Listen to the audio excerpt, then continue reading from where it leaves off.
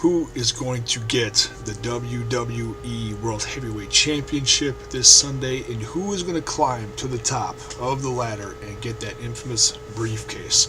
Welcome back, everyone. This is Jason. This is going to be my predictions vid for the pay-per-view coming up this Sunday, Money in the Bank 2014. And we're going to go through the matches and touch a little bit on this past Monday Night Raw at the same time with some highlights. The pay-per-view itself is supposed to start out with, it was announced Daniel Bryan is going to be on the pre-show. So it'll be exciting to see him again and hear him talk about, well, what he's been up to, what his condition is. Hopefully he can give us some clue as to, what his progress is. WWE's been really quiet about his progress. The only thing that was said, and this isn't, this is just some speculation that came through, saying that it seemed like he's healing slower, or he's not making quite as fast progress as they want him to. They gotta be really careful with this. Look at past guys that had the same surgeries. Some came back from it, some obviously could not, like Edge. Obviously Edge was much more severe and was, told he's never wrestling again because, one bad, fall or whatever, and you're paralyzed, you're done. And no company is worth that, in my opinion. So, yeah, we'll see how Daniel Bryan's doing this Sunday. That's the pre-show. There has not been a match made for the pre-show yet. So, is Daniel Bryan just going to be at that desk where they all sit and do the pre-show and post-show stuff? Or is he going to be in the ring talking to the people? Who knows? And, over the course of the next few days leading up to the pay-per-view, we may get a match on the pre-show. There aren't that many matches on the pay-per-view. There's 1, 2, 3, 4, only 5 matches. Now, granted, the ladder matches are going to take up a good chunk of the pay-per-view, but 5 matches in 3 hours, you gotta assume they're gonna throw some extra stuff in here. So we'll cover the ones that we know are gonna be on there, and then I'll talk about who they may put on there as, well, I hate to call it, but filler matches. The ones that have not been, the last minute ones they throw in there, like the last pay-per-view. They threw quite a few last minute ones in there, but they were good. So, Daniel Bryan's in the pre-show. Then we're to go with Ryback and Curtis Axel. Rybaxel challenged Goldust and Stardust to a match at the pay-per-view. This is going to be a fun match because we get to see this new character, Stardust, aka Cody Rhodes, in action. Had a quick match on Monday, and or no, didn't even have a match. It was the interview. He's saying, when you wish upon a star, in the interview segment with Goldust. Said something to the effect of, Goldust saying that he was the normal one now, as opposed to, the freak in the tag team. Yeah, because Stardust's character is really out there. But it's good to see Cody Rhodes doing something different. I'm not saying the guy's lacking talent, but I think over the last few years his character has gotten stale. You gotta, sometimes you just gotta reinvent yourself, and we don't know how long Stardust is going to be around, but obviously they're going to be doing something significant with him. over the course of the next, say, I'm guessing few months, maybe leading up to SummerSlam, because they actually took Cody Rhodes' profile down off of WWE.com and put up Stardust. So, Ryback versus Goldust and Stardust. And I think they're also asking fans, or I heard they were going to possibly be asking fans what to name the tag team. So that right there, if you're going to name the tag team, maybe make some merchandise with it. Another sign that this team is going to be around for a while. Like I said, at least a few months. So, Goldust and Stardust versus Ryback. I think, obviously, we're going to have Goldust and Stardust win this one with the momentum that they're going to be giving Stardust. So they're going to win. Next, we got the Divas Championship. Paige versus Naomi. Now, going back over the last few weeks, we see Cameron and Naomi, the Funkadactyls. They got some issues to work out. These divas are knocking heads. Cameron's getting really bitchy lately. She's just, looks like she's getting nasty, and it looks like this team is gonna break up soon. If it hasn't already, Naomi's a lot of fun to watch. She's getting better in the ring. She's athletic, and so this is going to be a good match. And you got to wonder, is Cameron going to be at ringside? Is she going to be at commentary? I have a feeling that somehow, some way, she's going to interfere and cause Naomi to lose.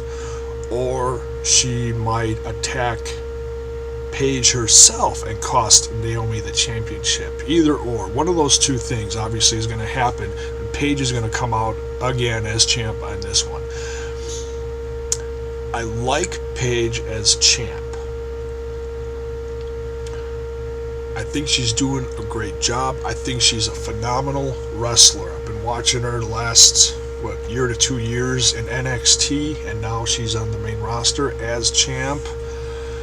And I think she's a phenomenal talent. But I think she needs to be given more mic time. The fans are behind her. They see who she is, but they need to get to know her more. So hopefully they'll start giving her more interviews. Let her cut some promos in the ring. Get that one-on-one time with the fans. That interaction, because now she's coming out and she's super talented in the ring, but she's got to have something to go along with it. Not saying she's got to be a complete nut job like Alicia Fox, but you got to connect with your fans. So, but nonetheless, excuse me, Paige is going to come out on top of this one. Next, we've got, this is where it gets difficult, because there's so many scenarios with the next 3 championship matches that are going on here, between the tag matches, the briefcase, and the championship, the WWE World Heavyweight Championship match. This is a tough one. And I took some time, and I'm not saying I'm trying to copy people, but I wanted to hear other people do their videos out there to see what they would say about it, because I have my own opinions, but I wanted to see what others were saying about it. Just be like, oh, well, I was assuming this was going to happen, this is my prediction, but I heard this guy say this, and hey, that makes a lot of sense too.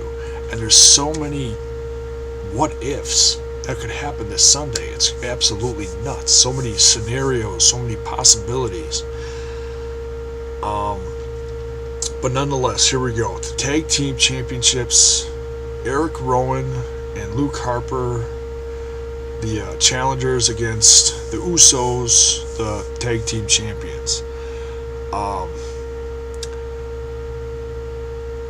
right off the top of my head, I think this rivalry has been done well.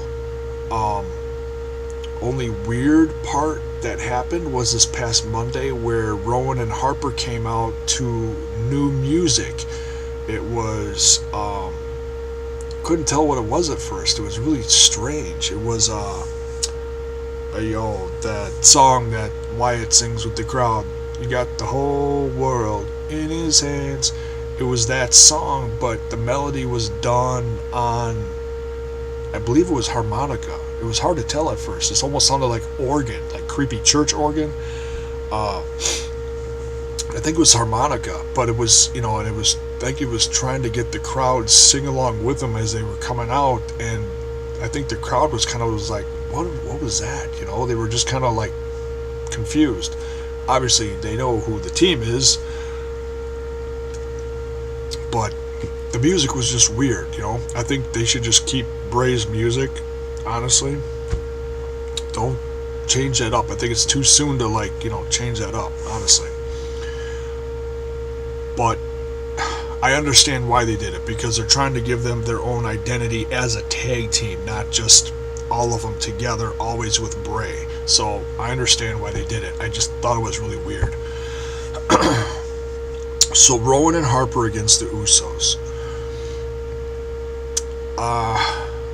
Part of me says, oh, the Usos are great champions. They're a lot of fun to watch. They're really over with the crowd. They're going to win this Sunday.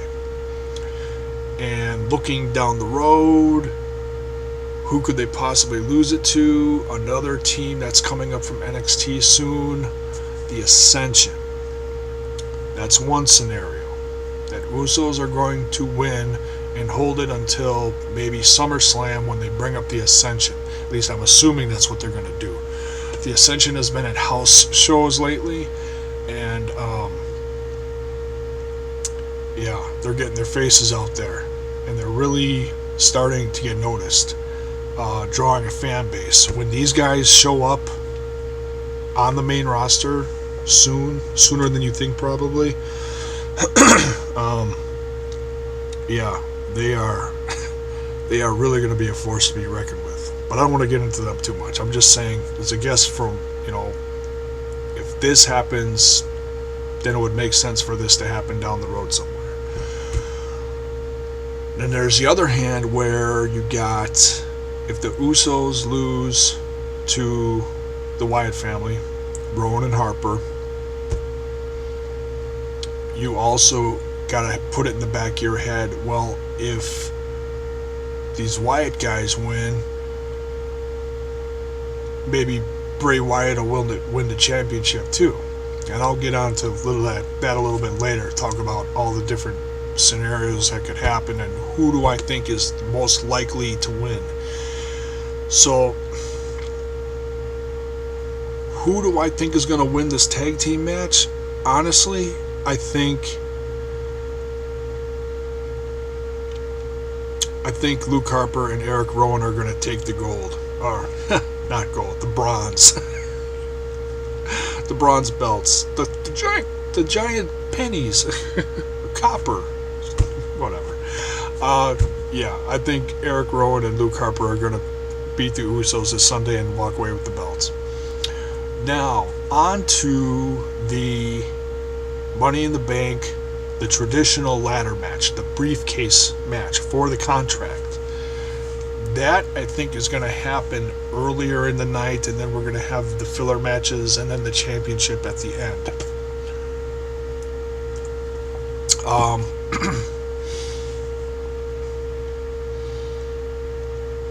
And it was announced on Raw, all the participants. We knew Seth had his shoe in, just like Orton did, from the Authority. By the way, Seth Rollins' new shirt on Raw looked really cool. I went on WWE.com, couldn't find it, but that might be one I'm getting in the future. It had kind of a, heavy metal look to it, gray with the, designs and stuff, kind of like an Affliction shirt, kind of, sort of. Really slick. So, Seth Rollins was the shoe-in. And I was very excited to hear about this because my boy Dean's got to be in that match. And I'm listening to him list off the opponents for Seth, and it's RVD, Kofi Kingston, Bad News Barrett. I'll get to a little bit more on him later. Jack Swagger and Dolph Ziggler. And I'm like, yeah, great match. And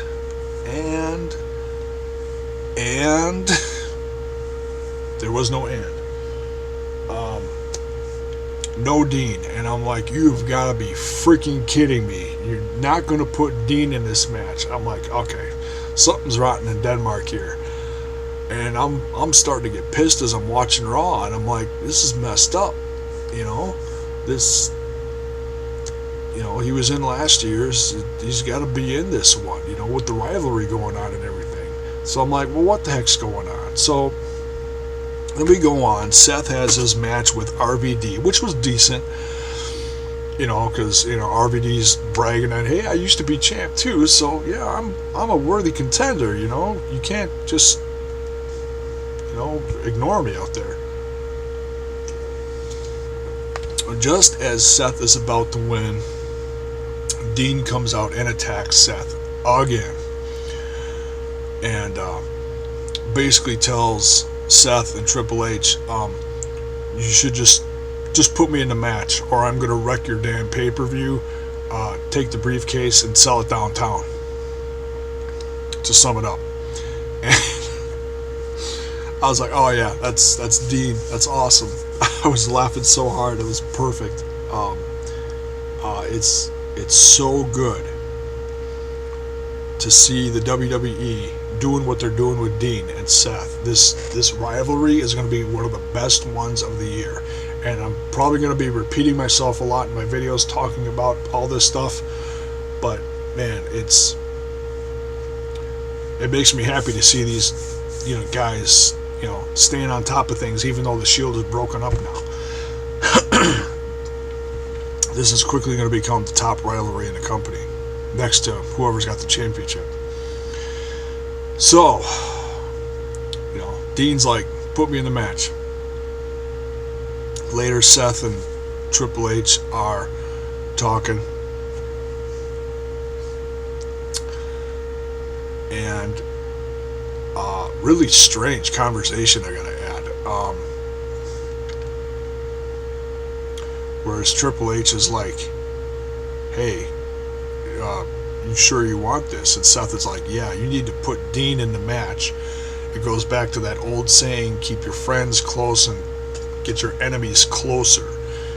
So that's what he's doing with Dean. He wants him in the match so he can keep an eye on him, because if he's not in the match, he's just going to come and mess it up anyways. So if he's in the match, at least he can work on defeating him and getting to the top himself. So you finally put him in. So it's Seth, Dean, RVD, Kofi, Bad News Barrett, Swagger, and Ziggy. So who's going to win this one? A majority of these guys are in this match to make the match look good, plain and simple. I do not think that RVD, Bad News Barrett, Kofi Kingston, Jack Swagger, or Dolph Ziggler are going to be worthy shots at the championship, or excuse me, at the briefcase. The only two I see coming out of this with the briefcase is Rollins and Ambrose, and that's going to be, man, hang on to your butts with this one. This is going to be that's going to be one crazy match. That's one thing we've learned over the last 2 years, is that these guys go balls out when it comes to a match like this. Now you just add more chaos to it, add all these other guys, and it's going to be absolutely nuts. So who's going to take it? Well, we learned that during the tapings, Bad News Barrett hurt himself on SmackDown. WWE reported it, so assuming it's got to be legit, We don't know how bad it is. They haven't said. Probably we'll find out early in the weekend, Friday or Saturday, how bad it really is. So no bad news Barrett. I'm counting him out for now. If he is out, are they going to replace him with someone? Or are they going to just leave it as a 6-man ladder match? There's plenty of other guys you could throw in there if he's not able to do it. You know, you could throw The Miz in there. The Miz is supposed to be coming back. I don't know where he's... Well, I know where he's been, but, you know, he was supposed to be back already, I'm assuming. Unless they're just... I don't know. Maybe he'll make a surprise thing at Money in the Bank and mess up one of the matches or something. Who knows? They could throw The Miz in there. They could throw Bo Dallas in. I don't think he has a chance in hell if he is in there, but, you know, he is 10 and Bo now, so crazy. Fandango, R-Truth, Xavier Woods, hey, even Zack Ryder. You know, so there are other people they could throw in the match to replace Bad News Barrett. So for now, I'm going to assume, you should never assume, but, you know, if his shoulder is messed up, kind of like, you know, Orton's is, I'm assuming he's going to be out. You know, take a few weeks to a month off, you know, rehab it, make sure it gets better.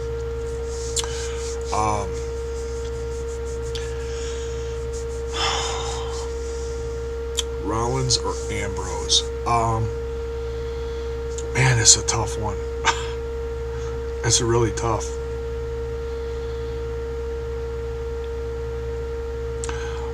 I'm gonna say Ambrose takes it. I'm gonna say Ambrose takes it. I think I'm wrong, but I'm gonna say Ambrose. If it ain't Ambrose, it's gonna be Rollins. And if it's not Rollins, it's Ambrose. How's that? Alright, so Ambrose is going to get the briefcase. Now, the ladder match for the vacant WWE World Heavyweight Championship title. 2 belts hanging up there. Man, this... so much can happen in this. I could go on forever with this, but I'll try to not go on forever with this, because, well, that would just be ridiculous. Okay, so you got Cesaro, Sheamus, Bray Wyatt, Randy Orton,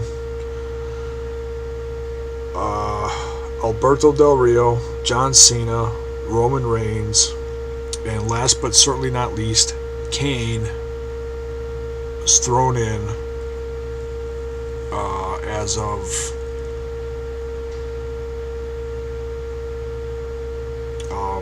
main event. Faced off with or end of Raw. I watched both. I can't remember. But nonetheless, Kane's in there too. So you got 8 guys. Holy crap. 8-man ladder match. That's messed up.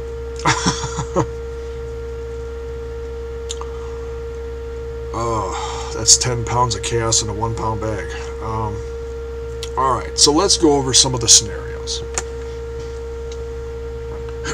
Like I said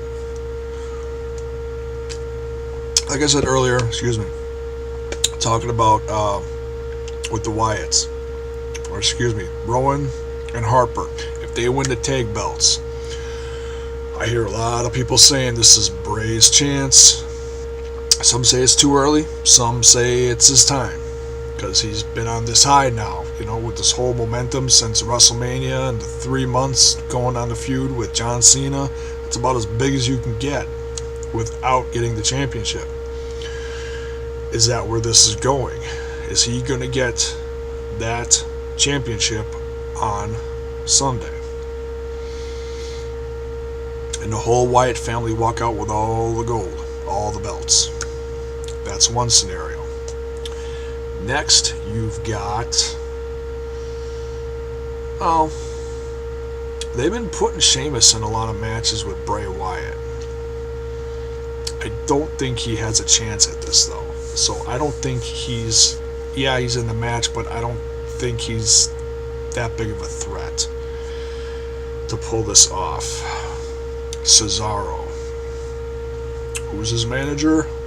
Paul Heyman. He's a Paul Heyman guy.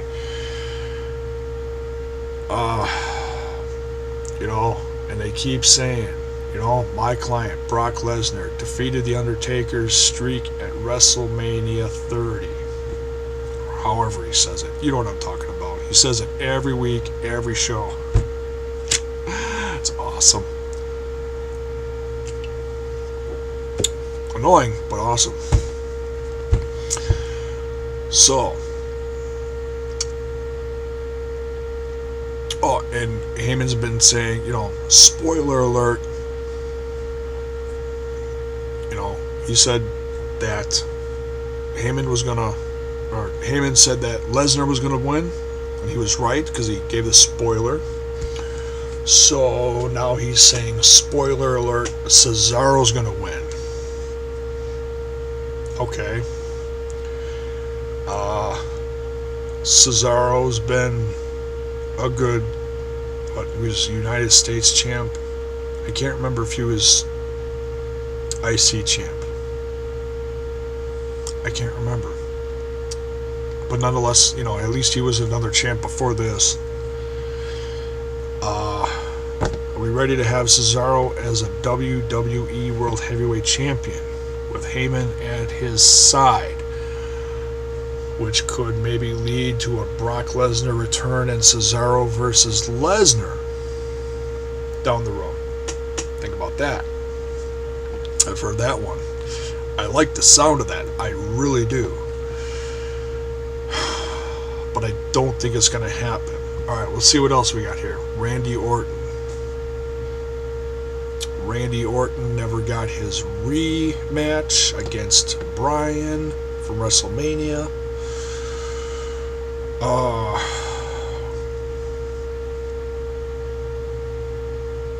Still says he's the face of the company. Is he a threat? Yeah. The Viper is a threat. Hell yeah, he's a threat. But is he going to win it this Sunday? I don't know. Alberto Del Rio. News has been saying he's going to be done soon. Yeah, it's nice that he's in here. Got one extra bad guy to boo the hell out of. He's not winning. He's not. Only way I'd see him winning is like a 5% chance, and that's to try to keep him around if they really wanted to keep him around. Give him the WWE Championship. But he had almost a year straight of different championship match. Either he was the champ or, he was fighting for it. I don't see that. That's not happening. Kane. Kane is another guy who's not going to be around much longer. Are they going to have him go out as WWE champion? Maybe. He's been everything else. He was the number one contender, so it makes sense that they put him in this match. I know a lot of people were scratching their heads like, well, why isn't Kane in the match? Because he was number one contender against Daniel Bryan. Now all of a sudden we have the ladder match and everyone's in but Kane. Well, Kane's in it now, so. The Demon Kane, the Monster Kane, Candy Kane. No. Not Candy Cane.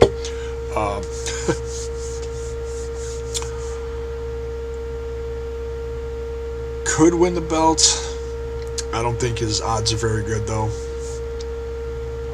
Roman Reigns. Roman Reigns. Ever since the Shield broke up,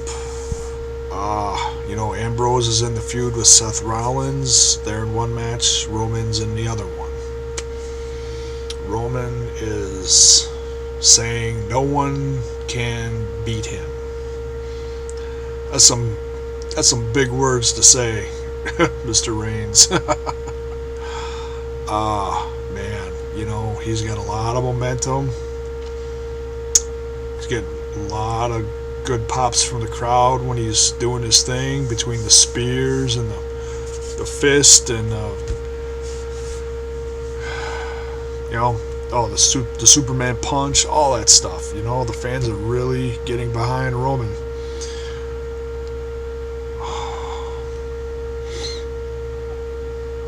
I think his chances are pretty good. I think it's kind of early for him.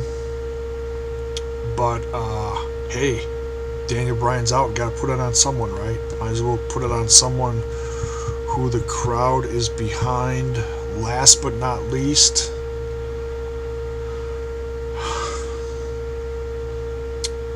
where's Money in the Bank being held? Boston. Who's from the Boston area? John Cena.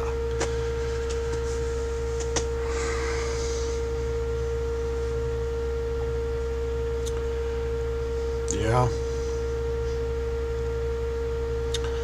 Daniel Bryan's not around. And maybe when he gets healthy again, he could have that great one-on-one match with John Cena for the championship and win it back again.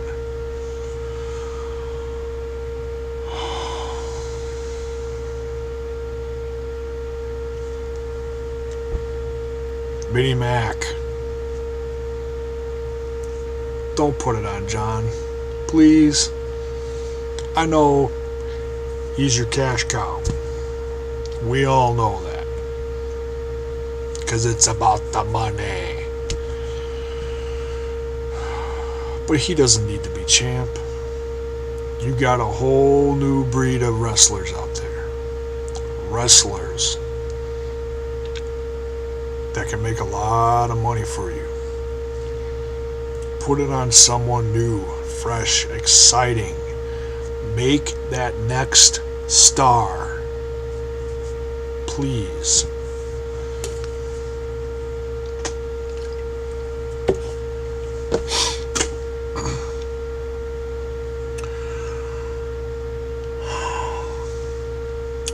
Yeah, they're probably going to throw it on John Cena. But I hope not. So for the sake of argument, I'm going to say they're going to put it on Roman Reigns. And that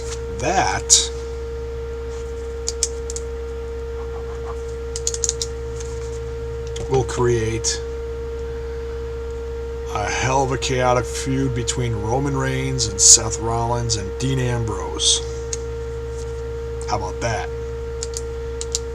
Wouldn't you like to see that rather than John Cena as the friggin' umpteenth champ? I know I would. So, I'm hoping Reigns is going to win. Is John Cena probably going to win? Yeah, probably is. What are you going to do? They got to make money. Vinnie Mac just lost, what, $750 million over the last half year, whatever. He's got to make it back somehow. Oh, let's just throw the belt on John Cena and we'll make all that money back. Really? Whatever. Alright, so that's the matches. The only other match I see them putting in this, and there are some others, you know, you could throw R-Truth and Xavier Woods together in a match against, well, one half of the Los Matadores is injured. There's no more 3MB. I don't know. They could come up with something. You know, Fandango. Throw Fandango in a match against Bo Dallas. Well, here you go. Here's a match they're probably going to put in there. They just have been quietly promoting it on like the last few shows, but haven't announced anything official yet. Rusev coming out with Lana to go against Big E. I heard someone say in another video, make a classic flag match. Whoever pulls down their flag wins. Wins for the match. Wins for their their company, their country. So you got Russian flag over here, or not Russian, or Bulgarian, wherever he's from, Bulgarian, Russian, whatever, and then USA on the other side. That was a good idea. I believe Andre Corbeil and those guys came up with that one. I like that idea. I like that idea a lot, because I think this is a classic feud. It always reminds me, whenever I see Rusev coming out, it reminds me of when the Bolsheviks, or Iron Sheik, and what's that guy's name? Zukov? No, Nikolai Volkov. Now that's classic. That's what it reminds me of. They come out. I'm surprised they don't have somebody singing the anthem. They just say, "Well, that's been there, done that." So let's throw a hot chick in the mix and make them boo and drool even more. You want to boo the hell out of her, but you're like, "Oh, she's beautiful." Whatever. So yeah, they're probably going to throw that one in there too. Rusev versus Big E. And if they do,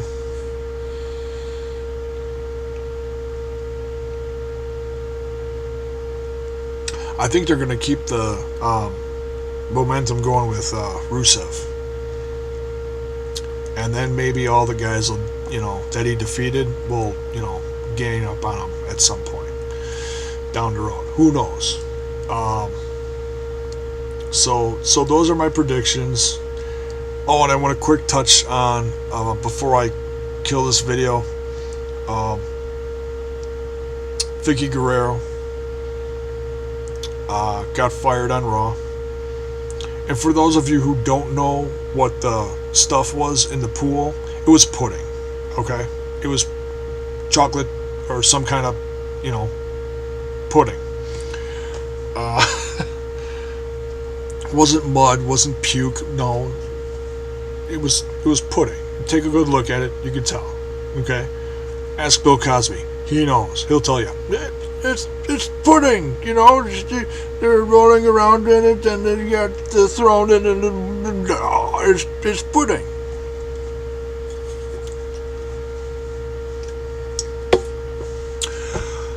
Vicky Guerrero will be missed. She's been with the company, 9 years? And as annoying as she is, she's been nothing but entertaining. One of the best times I saw her was in Milwaukee, right by here, and I believe it was a Raw, Monday Night Raw, and she had Cena in the ring, and the place got so loud booing her, you could not hear her. It was an absolute riot. The place was deafening. She was getting booed so bad.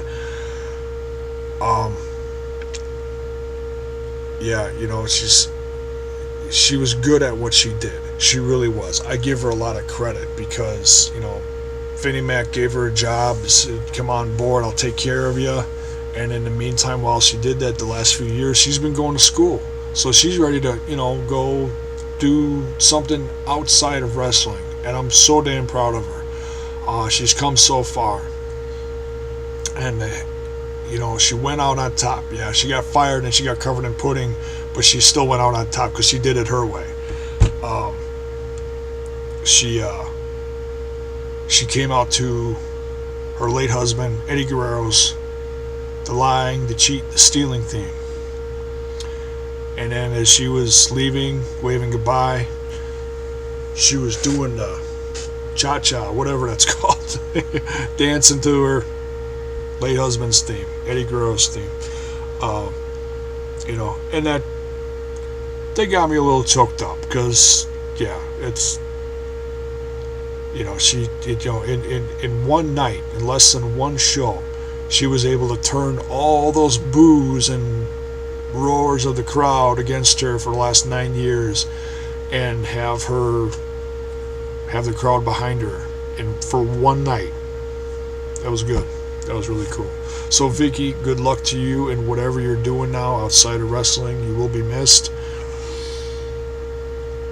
My girlfriend will not miss you because she did nothing, wanted to just run down to the ring and slap the taste out of your mouth.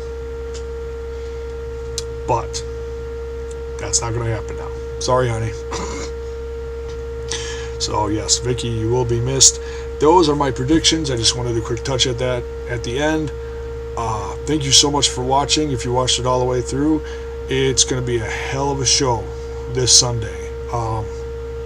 So many question marks, so many different possibilities of what could possibly happen, who could come out with the briefcase and who could come out with the championship. Thanks for watching, guys. Talk to you soon.